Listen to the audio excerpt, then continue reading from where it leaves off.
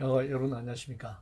2019년 6월 21일 금요일 신문사설 비평을 시작하겠습니다. 먼저 민주노총 관련된 매일경제신문 사설입니다. 민주노총이 망해야 나라가 산다는 노동계 내부 목소리란 제목의 사설에서 청와대 국민청원 게시판 민주노총 소속으로 중국공무원노조 위원장을 지냈던 이충재 공공서비스노조연맹 위원장이 작성한 글을 소개하고 있습니다.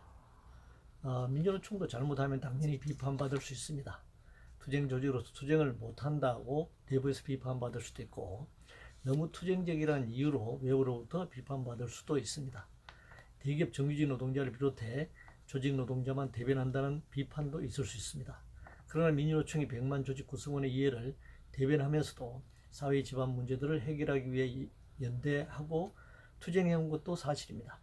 한때 민주노총 소속이었다가 다른 조직 만들어 나간 사람이 민주노총 망해야 한다고 주장하는 것은 정치 사상적으로는 자유지만 별 의미 없는 주장입니다. 그런 소리는 민주노총 창립 이래 20년 넘도록 안팎에서 지속적으로 있어 왔습니다.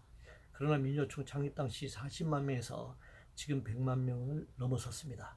물론 조직이 커진다고 망하지 않는다는 보장은 없습니다. 애정 어린 비판은 필요합니다. 그러나 근거 없는 비난은 무의미하죠. 정말 망해야 할 것이 우리 사회에 얼마나 많은지 순서가 틀렸습니다. 안보 관련해서 조선일보는 일 터지면 내 책임은 없고 문책한다 뿐이라는 제목의 사설에서 새벽 북한 목선이 군경의 경계망을 뚫고 동해 삼척항 부두에 정박한 부분을 비판하고 있습니다. 문화일보는 북어선 사태 은폐 왜곡과 조직적 거짓말 규명 필요성이 있다라고 주장하고 있습니다. 일단 책임을 분명히 물어야 합니다. 그러나 대통령은 정치적으로 무한 책임을 지는 것이죠. 책임지는 방식이 문제입니다. 최종적으로 국민들이 판단할 문제입니다. 선거를 통해 서든 항쟁을 통해서든 국민이 판단할 문제이고, 그러나 현행 법과 절차에 따라서 책임을 물어야 한다고 생각합니다. 자사고 관련해서 조선일보는 이번엔 자사고 죽이기 코미디 나라에 필요한 것 다 부순다. 중앙일보는 원칙도 기준도 엉망진창인 진보교육감의 자사고 취소, 동아일보는 상상고 지정 취소, 전북교육감 만족도 만점 학교 만들어봤나, 매일경제신문은 창의 인재 절실한데 자사고 죽이기 골몰하는 교육당국이라고 비판하고 있습니다. 자사고가 인재를 키우는 것이 아니고 인재들이 자사고라고 하는 의학으로 몰려든 것이죠. 인류대학이 인재를 키우는 것이 아니라 소위 인류대학 간판이 인재를 독점하는 것입니다. 자사고가 인재를 키우는 것이라면 그럼 일반고는 인재를 키우지 않는 것입니까? 인재를 버리는 것입니까? 자사고 논쟁 이전에 학교 교육을 전면적으로 개편해야 합니다. 소수의 승리자와 다수의 패배자를 양산하는 이 잘못된 교육, 행복하지 못한 교육, 창의적이지 못한 교육을 지속시켜서는 안 된다고 생각합니다. 한반도 비핵화 관련해서 매일경제신문은 시진핑, 김정은 회담, 북핵 협상 의미 있는 변화로 이어져야 한다라고 주장하고 있습니다. 북핵 협상은 북한과 중국이 하는 게 아닙니다. 북미 간이 하는 것이죠.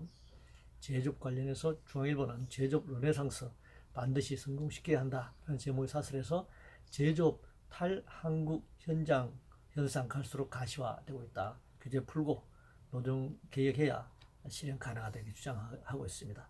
노동 개혁이 아니라 이건 뭐 노동 계약을 노동 개혁이라고 이데올로기적으로 지금 용어를 사용하고 있는데, 이 노동 개혁이 아니라 재벌 개혁을 하는 것이 우선입니다.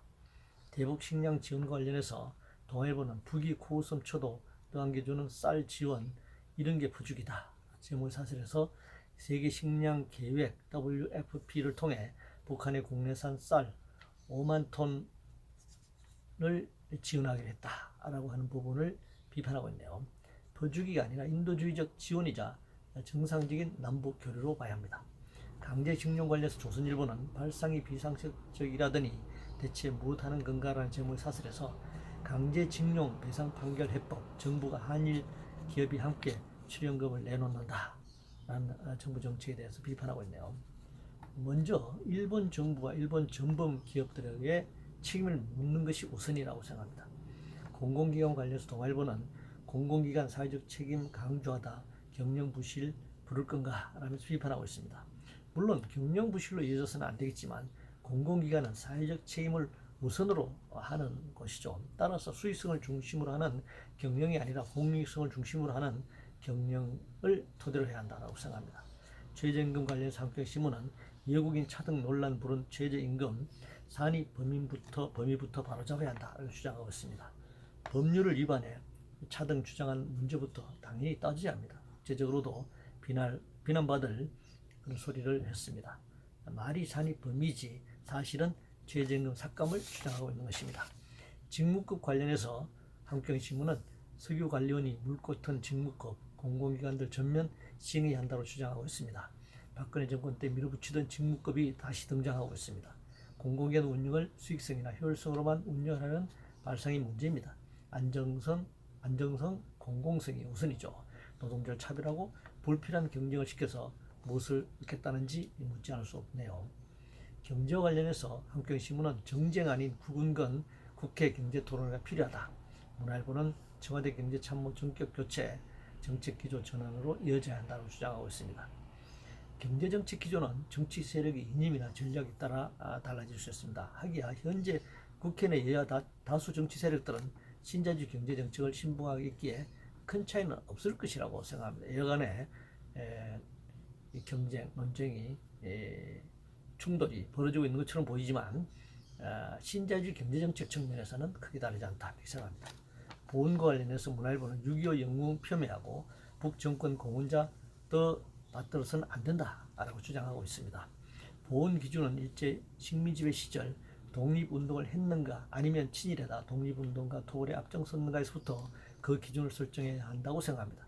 분단과 한국 전쟁을 겪으며 혼란은 있지만 이 문제는 지속적인 토론을 거쳐야 한다고 생각합니다. 이상으로 2019년 6월 21일 금요일 신문사설 비평을 모두 마치겠습니다.